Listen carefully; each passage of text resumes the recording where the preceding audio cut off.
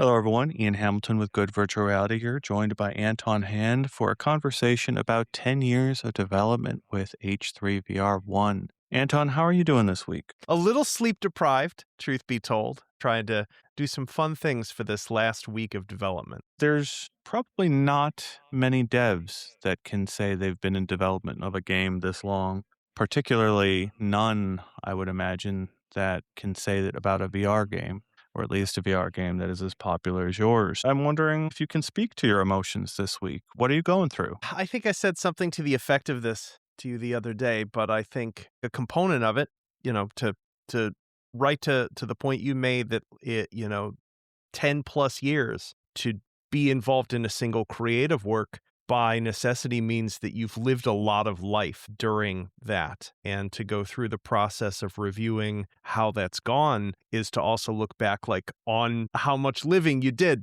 in that same period of time, how much you've changed as a person. And it's a lot to grapple with all at once. So I think that if I had to distill it down into one word, it would be overwhelmed. Is how I'm doing. You're obviously deep in development of H3VR2. How is your team do they recognize that you are in this overwhelmed state during this period as you sort of close out H3VR1? Are they giving you some space? Most certainly. I told everyone in advance, I was like, hey, just so you know, for this last week of this, other than taking a couple, call them heartbeat meetings to make sure things are moving ahead, I was going to pull entirely back from 2 for this week and just spend a bunch of time, just for my own closure, doing a bunch of, I would say, sentimental things for the game. I'm doing one more sandbox scene. I'm implementing a couple guns, including at least one more terrible one, because those are my favorite. The sort of gun that no one else bothers to put in their game because they're terrible. Sort of thing. That's always been one of my shticks. Adding a couple more SoSig outfits, probably another Tippy toy, and fixing a bunch of bugs. So it's one of those. I'm doing something as much for myself as for anyone else. We obviously did a large podcast when you announced H3VR2, and I got to run through sort of your history from your very first days as an artist, and you made the little train icon on your computer.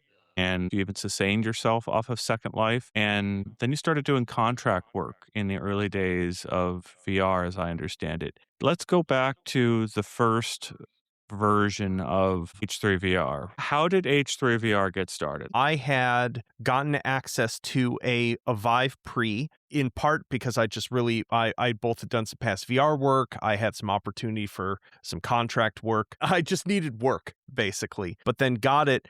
And honestly, just like ADHD'd almost immediately into my own thing, and which started with just firing up Unity. And I had, right at that time, just for some context, I had been working on a couple different game prototypes, non-VR games, that if you were to ask, what is the thing all of these things share?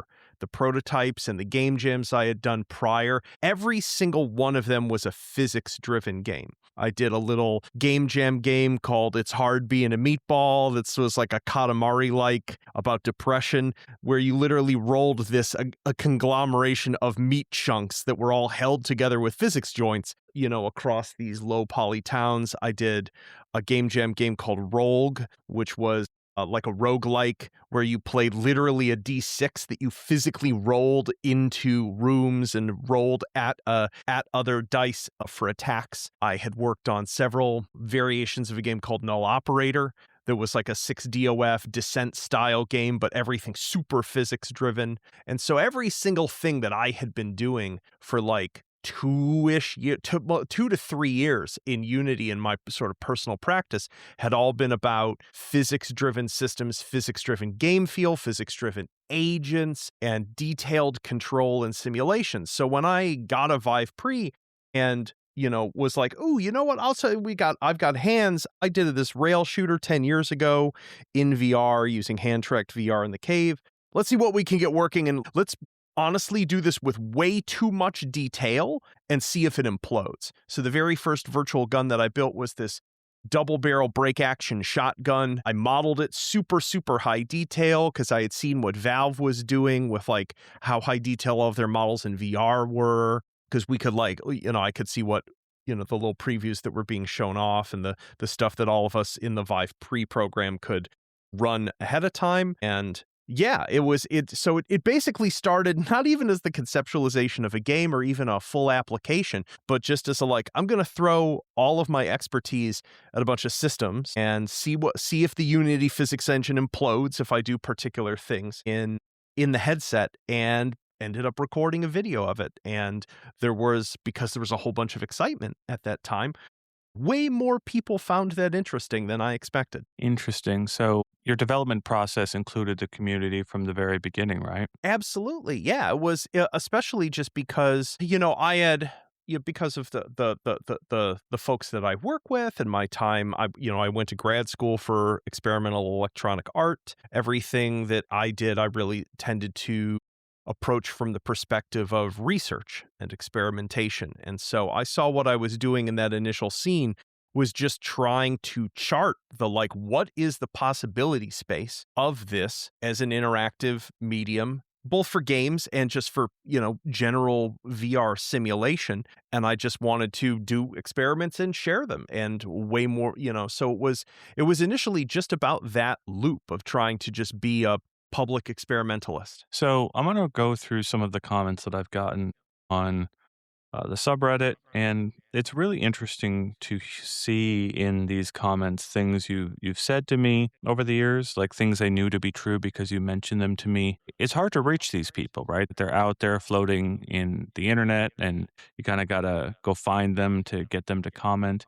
But they really showed up basically to echo the very things that you know to be true about your community and know what you represent to the community. I first got this game in spring of 2016 when I was in 8th grade and was one of the only people in my friend group that had VR, and thus got a lot of people into VR, letting them come and play it. I'm now turning 24 with a master's degree, and I still fire up the game when I feel like shooting, but the weather isn't good enough to hit the real range. Another one, H3VR has been with me for a large chunk of my life. It's outlasted relationships, friendships, and transition.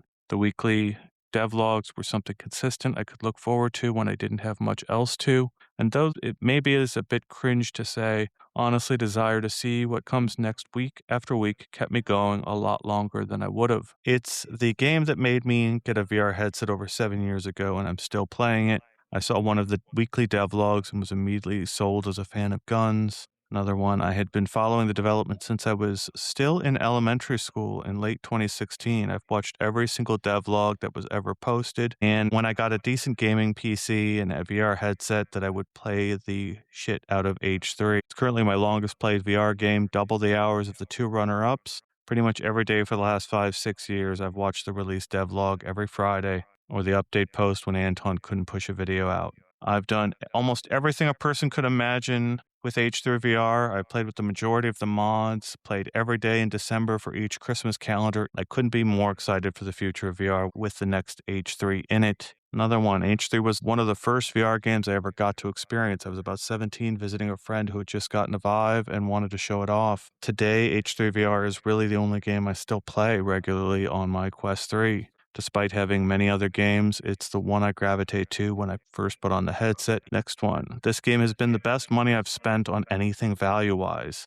The hours of enjoyment I've gotten from mindlessly plinking to pushing myself at take and hold the gun-nasium, which is a wildly fun concept. It bristles with endless personality. It manages to do all this while asking for less money than I've spent on almost every dinner date I've ever gone on, and without annoying pop-ups begging me to spend another 3,000 hot dogs coins.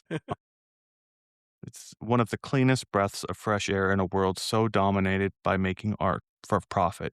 It's honestly spoiled me from other games. To me, this isn't really just a game in the way many others are. It's a relaxing summer shooting range session, shooting bottles for fun. It's a stressful, tension-filled, action-packed survival with touches of horror game. It's a skee-ball arcade that happens to use grenades. It's plain fucking fantastic in a dozen different ways. And this one, so like there's people that have written little essays here, and then here's one that's just one sentence. H3VR Meat Miss was always there for me when my family couldn't be. Yeah, that's the one that I was thinking about when I was pulling this up, and you know that to be true, right?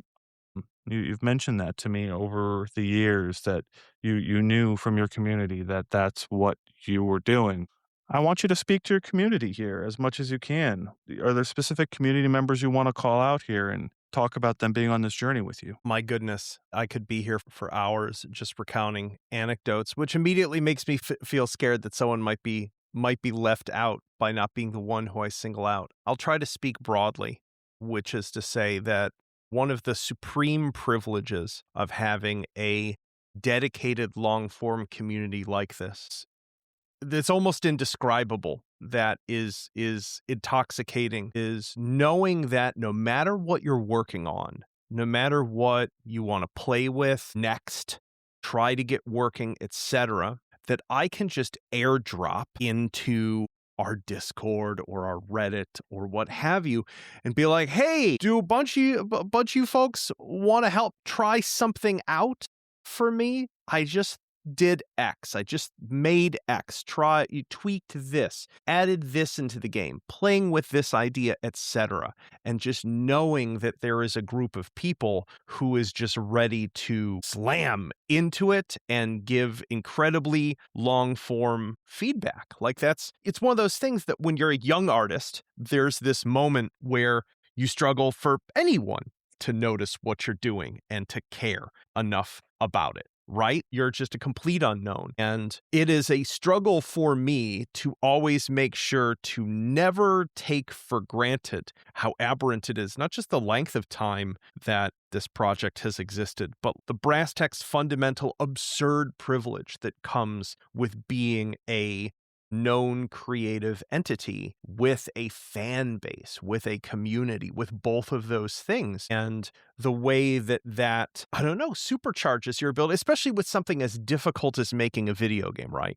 Where we have all of these different axes. We have the axes in which it is creatively successful, it's thematically successful, and then all of these technical domains of the difficulties of making it be stable software and that it's clear enough to operate, and the things that we think about it from a user experience standpoint and yada yada yada. And just knowing that no matter what my domain of concern is, I have overabundance of resources in the form of other people's interest and time on demand in this all around the world kind of way. It's difficult to articulate what a superpower that feels like as a creator to have. The thing that I'm just utterly the most grateful with, especially given that this is a project that's been defined by 10 years of experimentation, of not just doing 10 years of the next very predictable thing, but 10 years of like, hey, I decided to do this entirely different genre thing. Is it any fun? You want to try this sort of thing? And that this is a community of people who have been so open. Like you see so many instances of backlash that occur to indie devs with certain genres of games because they changed like they did a balance change that made some gun bad in their game, and there's 1,000 negative reviews in their game, so you ruined the balance of my game. I hate that I've gotten to have the opposite of that, of people who've continually shown up again and again as I tried a new weird next thing, and that they went along for that ride and met it where it was and met me where I was creatively with it, and that we got to have this conversive experience. So Conversive experience. Yeah, I appreciate that long winded sort of way of addressing what the last 10 years were, this feedback loop with your community. There's also a very simple comment. I love that the game really started as a way for Anton to dick around with VR, and it resulted in one of the best dicking around games ever made. It seems like that sums it up really succinctly. That was a reply to a comment saying the level of community engagement is just downright inspiring. I can't remember the last time I've seen devs with a game this successful remain this engaged with the community. What was the allure of guns in the first place? I think I should ask that question. I'll get around to the direct answer, but I get asked periodically, like, how much of a gun person were you before you started doing this? And I would say that, like, I was as much of a gun person as an average gamer who plays a lot of shooter games was a gun person prior to starting this game. I had probably all said and told in my whole life prior to beginning this game gone shooting real firearms maybe a dozen times total, between my uncle, who was a hunter, a neighbor down the street when I was growing up who had a few things, and then going to shoot with my brother, all said and told, maybe a little bit more. And I was the sort of person that I would say, if you had asked me back in 2016 what I thought the coolest guns were in a broad spectrum, I would have been like, I don't know, like the bolter from Warhammer 40,000. I was more into fictional firearms because of their presence in various IPs, the gun from Blade Runner, the Zorg ZF1 from the Fifth Element, etc. The fantastical ones, because for me, the most centrally interesting thing about firearms is their existence as complex mechanisms, as this handheld tool that is trying to solve this specific problem. And in a sense, all of the science fiction versions of those things are it's a wider, more imaginative possibility space for it. So, like, I've always loved the details of fictional guns, like the Warhammer 40K. Like there used to be a book that came in with second edition Warhammer 40K that was just the war gear book. It was just page after page of pictures of like laser guns and pulse guns and plasma guns and their stats and their little bits of flavor text. And that was exactly my sort of thing. And so in terms of like, why do that rail shooter back in 2005 and then why start doing this in 2016? I think it's just because it's a handheld articulated mechanism that is sensorially pleasant to operate in many ways, and just so happens also, just from a utility standpoint, to be tied to the most ubiquitous genre of video game. But yeah, I don't know if that answers your question well. Well, it's interesting. I can see in that explanation why you love trains. That's a very complex mechanism as well, right? I guess that's how it started. Yep, absolutely. What's the favorite gun? If you had to call out one, what is your favorite gun that you put in the game? Goodness. I having to pick one, because the thing is, like, I have favorites in what I would in different sorts of thematic or conceptual angles. So it's like there's the favorite one that I have from a realist standpoint, the sort of like the favorite one of the like, if I could own it for real life, I would own it sort of thing. And that's probably like the Bergman Simplex, which is like 120-year-old pocket pistol that is just elegant and beautiful, but also exemplative of essentially a failed design lineage of a bunch of ideas that didn't become the standard of handguns. And that's always been one of those big interests for me, is in firearms generally, and what has been a major sort of curatorial force for a bunch of the things that are in H3 is the like, here's a gun that is bad in a bunch of different ways. Something that didn't get continued development in history, and as such doesn't have a lot of mind share, wasn't very effective militarily, and so does not show up in other video games because it doesn't fit those games' contexts. And so there's a lot of guns in H3 that are in that category, and the Bergman Simplex is a fantastic example of it. It's just it's a very short barrel, it's larger than it should be for what it can deliver, power wise. Its magazine is fiddly, but it also looks like it just came out of Star Wars. I actually think the Mandalorian TV show, at least in season 1, his gun is a scaled up, simplified version of a different model of Bergman pocket pistol, because it looks like a space gun.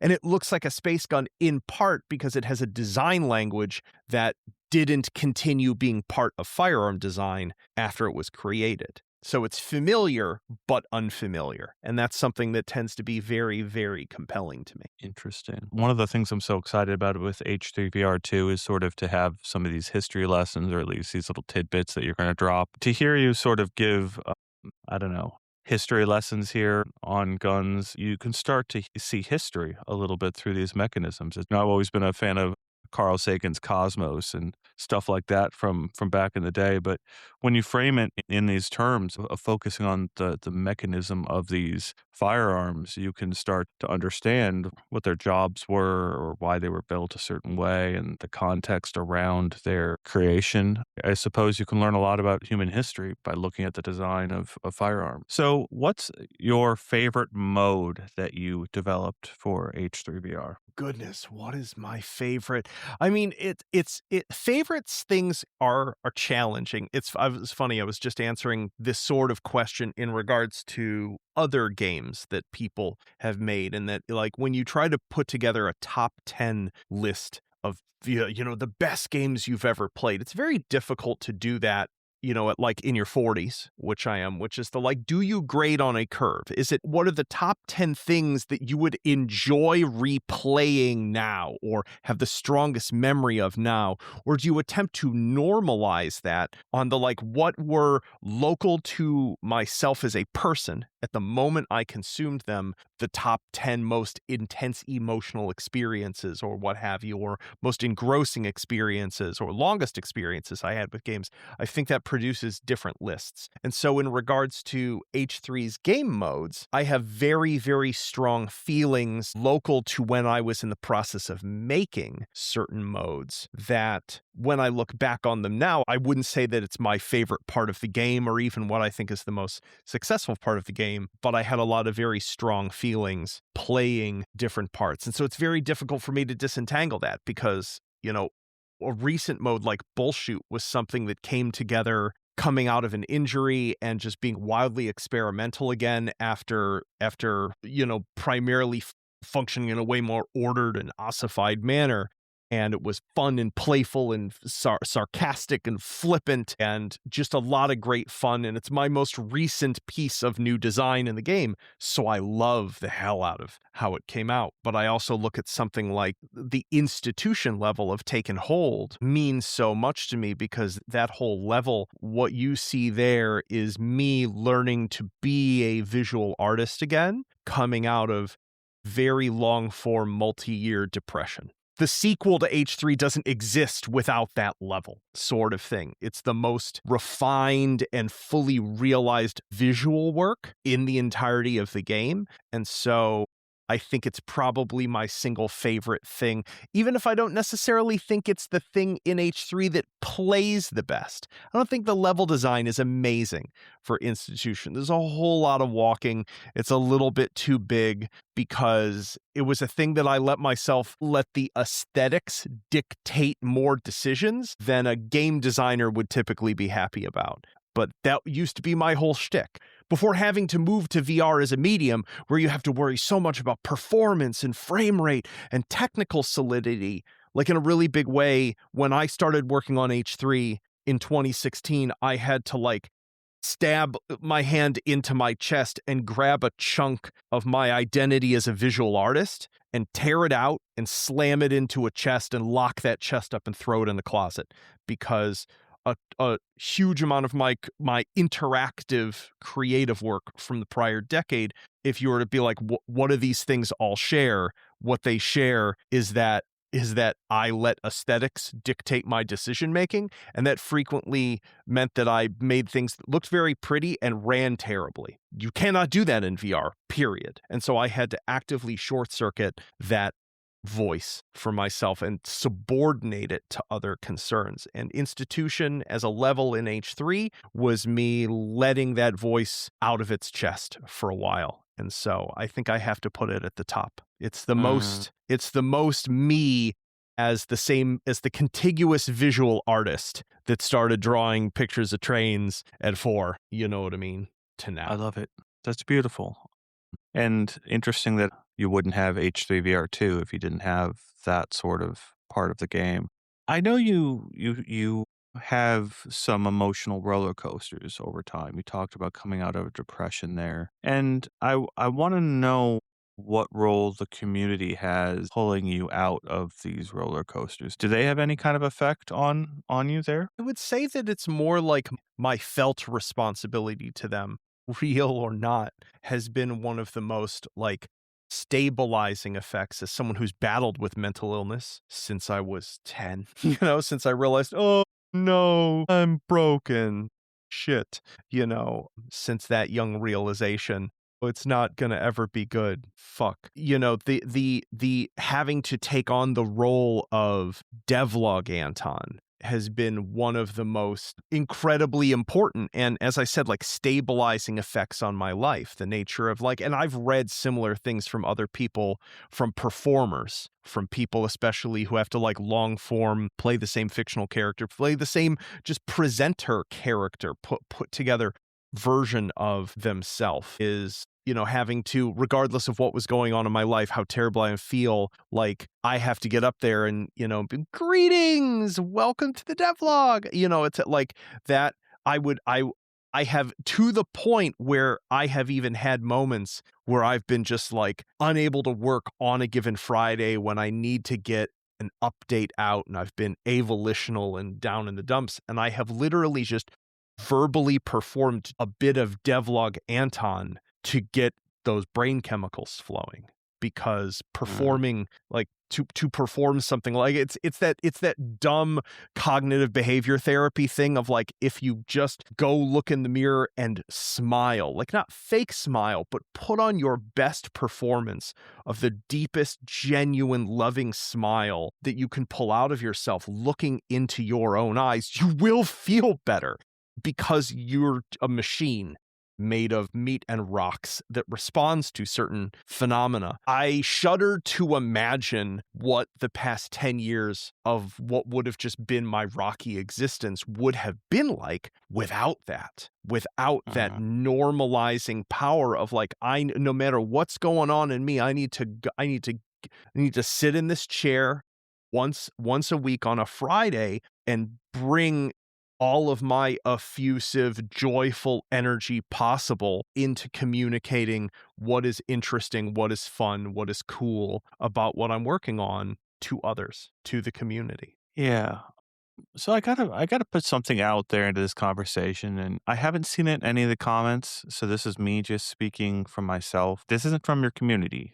They're not saying this. But I do have to wonder whether you've been a father figure of some sort to some number of people out there. And is that too much? Too much to suggest? I mean, it's I don't I mean, there's, like, was Jean-Luc Picard a father figure to me? Yes.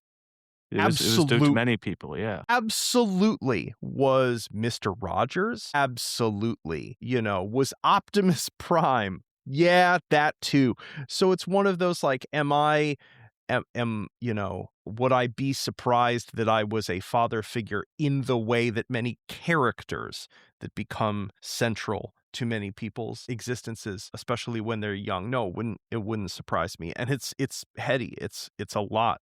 The thing that always takes my breath away actually the most is when I find out how young some people ended up. Like one of the comments you read of someone saying that they were in elementary school. So if they saw me started seeing my stuff when they were in 5th grade, so 10, and just imagining how, for me, it's so intense because I can look back and imagine just how intensely I felt about everything I watched. Like, a 10-year-old feels with an intensity that is difficult to access as a sober adult. We have so many layers of the performed self between, like, ourselves and action and affect. We have so much training and practice to not exist as a raw nerve the way a 10-year-old does in a positive or negative direction. And so to imagine an incredibly passionate 10-year-old about the stuff that I've made is wonderful, and also just wild, and it's just an immense privilege, and it's a responsibility that I've always tried to take very, very seriously. That it's just like I always want it to be, if to invest one's time in regularly following something, I always just want to return that interest, that investment, as much as possible. That's really interesting. I appreciate that heart in your response. I think we can start talking a little bit about gun culture here. There's plenty of people that hate guns, and there's plenty of people who have very valid reasons to hate them or what people do with them. But for a significant percentage of at least the American populace, some of their probably best memories with their dad was probably going out to a gun range or going on a hunt. May have been, in some cases, the only time that someone had a positive memory with their dad or with another family member in many instances. So when I think of that idea and I apply it to the idea that you have created a game where people go out to a gun range and there's no one else out there. It's you they're interacting with. You're the one out there on the gun range with them because you placed the table, you put the firearms down, you got the guns ready. If dad was cleaning the guns after the shooting, that's essentially what your role is in that sort of instance. So in many ways, you've like set up everything for these people to go out and have this experience. And there's so much thoughtfulness that goes through. That's why the enemies are hot dogs and not humans, right? Like you're aware in a way that many other devs are not, or at least they've chosen not to care that what you're doing represents that kind of relationship between a player and the content that they're experiencing. Yeah, is there anything you want to respond to there with before I hit you with some more looking back at H3 questions? One of the things that was such a design North Star for us early on was the simple, especially when people are like, where's my like, high intensity action, dudes fighting, shooting dudes kind of thing. And we'd be like, look, the average person's relationship to firearms that has fired a real gun is being out on a kind of like boggy outdoor range. It's a little swampy with bugs in it, shooting at pumpkins and steel. And in 2016, there was basically nothing on the market that represented that experience. That in a sense, the most omnipresent interactive object in games, it's like guns and then cars, probably in that order, that was, in 2016. And there just weren't games that were about that experience. And so that's the cozy mundanity of that was an absolute central axis. And that's why I think all of the little futzy objects that also went into early H3 were just as important to that, because it's like when you think about hanging out in those environments and the joy of the objects that you're interacting with and the interstitial moments between like, okay, I just shot at some targets. What do I want to do next? And so I'm standing there in a place thinking about what I'm doing next. And I'm flicking like a Zippo lighter back and forth, making the sound that it's enjoyable as I'm like, do I want to set up some 100-meter steel next sort of thing? And like it's H3 was about that, was being able to enact that moment of not just the sort of like lazy weekend out at the range moment, but even the liminal moment between decisions that you might make in entertaining yourself and giving you expressive objects and expressive moments to be able to do stuff. And that's still a thing that I find the most interesting, not just about VR, but about interactive simulation. Like what the part of immersion that is so interesting to me is the mundane. Yeah, there was one of the comments I saw was someone saying that they got out there and they lined up all the guns in front of themselves and took their frame rate down to like 3 frames or something a Huh? second because they're like every time they look at the guns it drops down, but they needed to do that.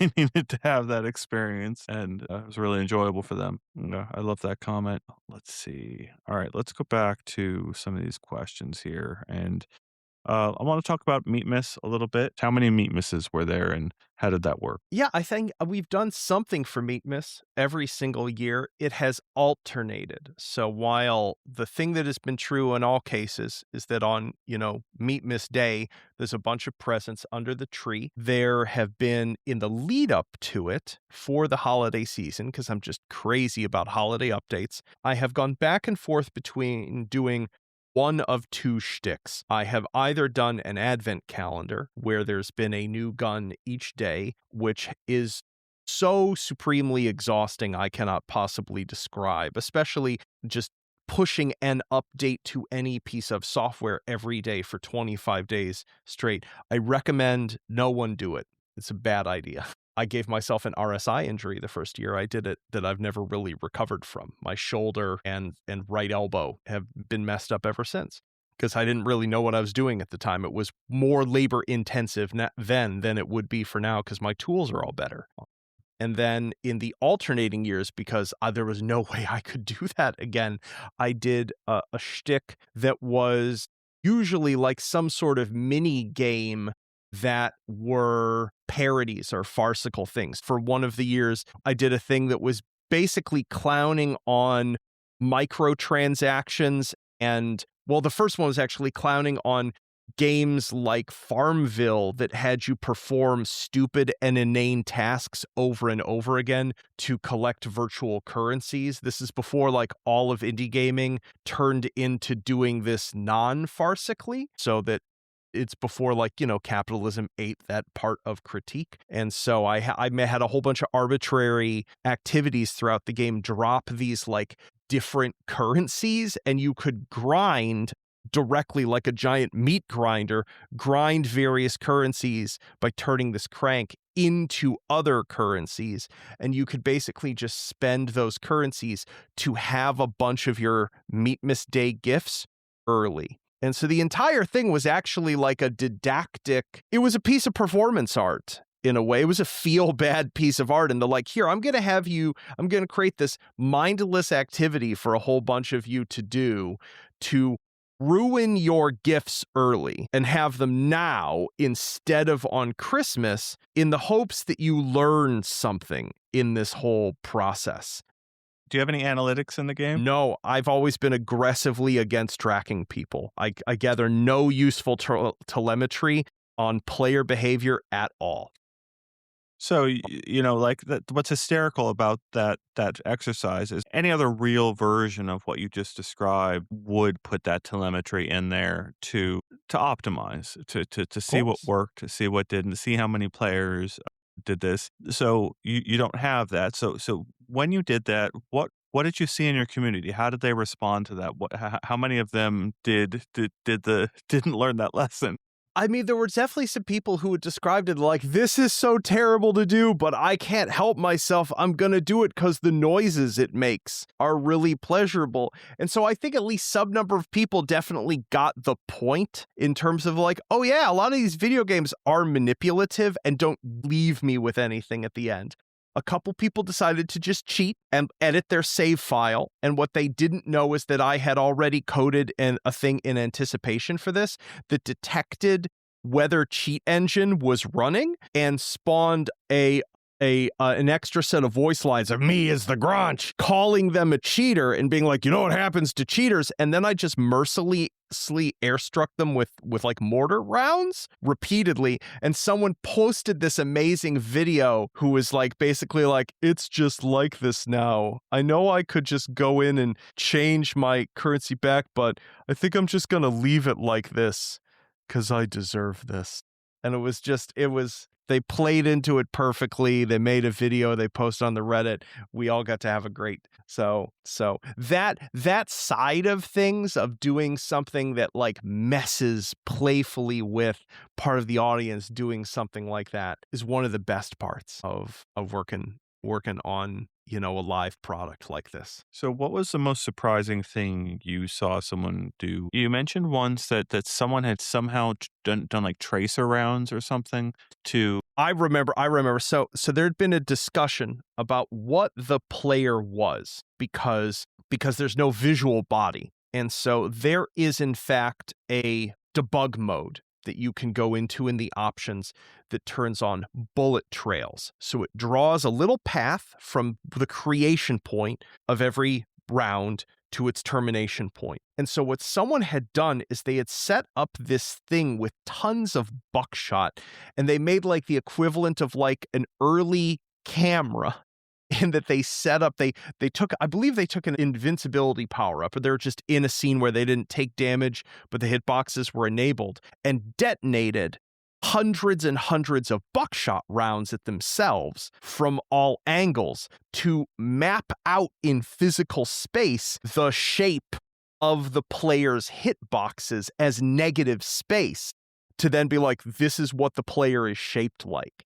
And it was just such a cool bit of like seeing someone do experimental science like that with the sandbox tool set, that kind of stuff. I'm like, yup, I make things for that kind of person. That's the way my brain works too. That's playing with Legos.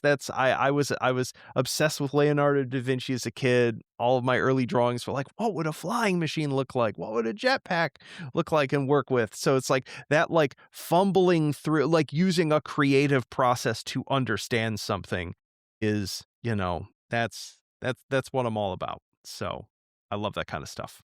You brought up a couple artists there. Are there any specific artists that influenced you? And are there things in the game that might be homages to them, unintended or otherwise? I'm a Da Vinci kid, first and foremost. I'm a like an artist as polymath, artist as engineer, artist as I draw a thing to understand it. I represent a thing. I attempt to make a recreation of a thing to understand what it is and to intellectually enjoy every facet of that object.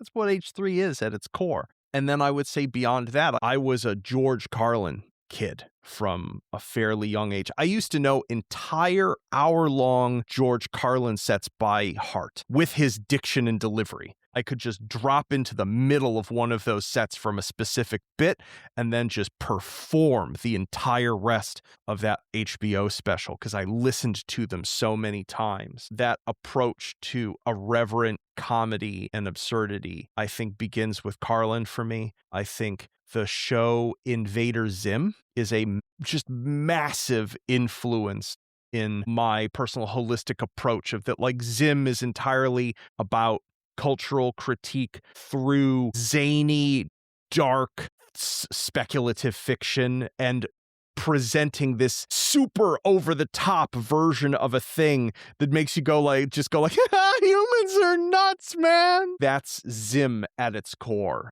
And the way Zim plays with language, the goofy ways that I name things, like all of that, like, and Don Hertzfeldt, the independent animator, if you remember the old classic, like young, like millennial formative moment, like Rejected, and then some of his later work as well that is more, has more emotional breadth to it. I would say that all of them are in my work, and some of the early performance artists that I sort of like more began to study in grad school, like Yves Klein, especially. The pomp of what he did is always something that resonates with me. Mm. So yeah. So, what did you spend too much time on? Too much time on. It's an interesting one. No, I don't know if there's really part of it that I would look at and be, yeah, actually, no, I would say I probably spent too much time on the dynamic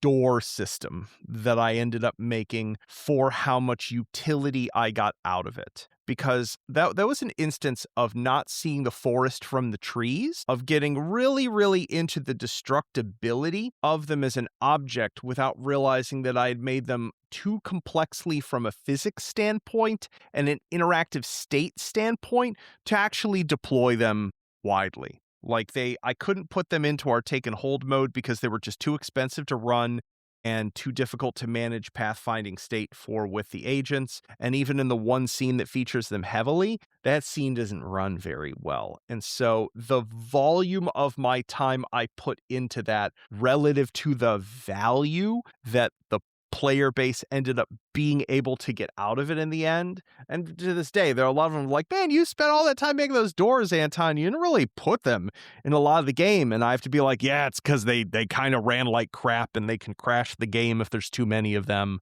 etc. So in a sense, I didn't actually solve the problem I was trying to solve there, because I don't think like a simulatory solution to a state space and making all of that work, it's not really successful unless it is able to sort of recohere into the rest of the experience, and I didn't quite achieve that with it. Do you ever get mad at a problem? Have you ever like you've got something in the game that you're trying to do and like you just rage quit it? What is your reaction if you have something that you can't solve? And has there been something in the game that you couldn't solve? Yeah, I mean, I would say that there's two categories of that. There's the one where I'm the problem, and there's one where the fact that I'm working on a 10-year-old version of this game engine is the problem, which is, if you think about it, still I'm the problem because I made the set of decisions that landed me at I'm still working on Unity 5.67, but I would still never change that. A lot of people are like, oh, in hindsight, would you have attempted to keep the engine up to date? Absolutely not, because I know full well, especially given how many resources I had at the time and the technical expertise I had at the time, and all the problems that the other practitioners that I knew fought with new, unique, fucked up problems with VR working in Unity 2017 and 18 and 19 and 20 and blah, blah, blah, blah, blah. And do I, in hindsight, wish I had gone back and burned my creative energy fighting those problems to keep the game up to date in the engine instead of just making more stuff with what I have? Absolutely not. I would still 100% make the same set of decisions, but it does mean that there's some so I've had some roadblocks, like super esoteric stuff related to like lighting, data caches and things like that are solved in the modern version of the engine that just aren't solved in the old version of it. Those have been roadblocks. And then obviously the other roadblocks of like, look, I learned how to do this stuff through working on this game. So much of the difficulty of making any new feature, any new decision is just grappling with 10 years of decisions, most of which I can't even remember. And I'm not the sort of programmer who's good with working with someone else's code. And that includes past versions of me. It's one of the reasons why it was time for a fresh start to make another game, is the like tech debt eventually becomes tar that you're just in up to your neck. Can you still move? Yes, but it's becoming so difficult because you're just enmeshed in all the things that you've built and done in the past. And so yeah, I would definitely say there was like there's a mode I'm terrified to even bring up its name in the podcast, because it's in certain ways one of the biggest failures over the course. I worked on this prototype for a game mode called Contract Griller. I showed off attempts at it twice and ultimately abandoned it out of the fact that I would have to destructively modify too much of the game to make the mode operate the way it would need to operate to be fun, to live up to the idea of it. And I would have to essentially destroy the functionality of too many of the mods that exist out in the community and just my own existing game modes. I accidentally, while trying to prototype it, I ended up breaking some stuff in one of the other modes and had to go fix it. And I was like, this is just not working. I'm spending too much of my time running around, with duct tape and a pipe wrench, fixing things instead of being able to actually creatively explore this thing. It didn't feel like there was a light at the end of the tunnel for that, and I had to bail out of it. And to this day, I get comments from people who don't understand, who are like, hey, where's that contract griller thing? And I have to be like, that prototype was abandoned a while ago and it's never going to be a thing. And there are a lot of people who don't understand open development. And they think because I was able to make one or two videos showing myself messing around with something, that it was done or near done or even playable, when it never got past the point of being a sketch. So I would say, And yeah. it's informed your stuff since then, right? Like, you're much more Yeah. careful about what you show Oh, off. yeah. 100%. Yeah, because it was an important lesson learning that like people who like the problem with having 10 years of practice showing off things in video is you have 10 years of practice making stuff that is not done yet look great. So a whole bunch of people were like, oh, I'm gonna be able to play this in a couple of weeks. And like be like, no, that thing I showed you wasn't even 3% done. And people just don't understand it because they've never built something like that. It's one of the things that has definitely informed, like H3VR2's development is way, way, way less open. I am showing things essentially at the state when pretty much all the decisions have been made about how that thing is going to be, so that people don't see a thing that we end up having to majorly change or remove and then being like, hey, where's that thing? I assumed I was going to get that thing. It has made me much, much, much more careful ever since. Was there ever an instance where a community member said, wouldn't it be cool if? And you were like, yes, I will. That's one of those things that's usually not at the that's not at the scale of a mode, or a scene. It's it the those I would say that the most memorable ones for me, the back and forth, are about objects and about humor sort of thing. Like I love the and the moments where I have intentionally been a bit of a gin about it, right? Like there's the April Fool's moment where someone with a poor command of spelling asked for the Deggle in Blue Estate,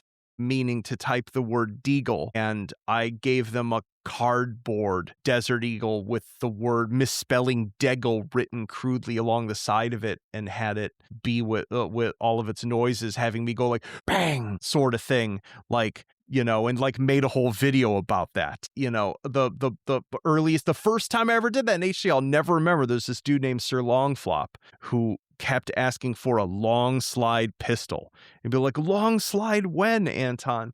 And then I was like, you should have been more specific. And I took a 1911 and gave it a slide and barrel about a meter long, completely unusably, awkwardly long. And I named it the Long Flopper and put in, I was like, here you go. I hope you enjoy it.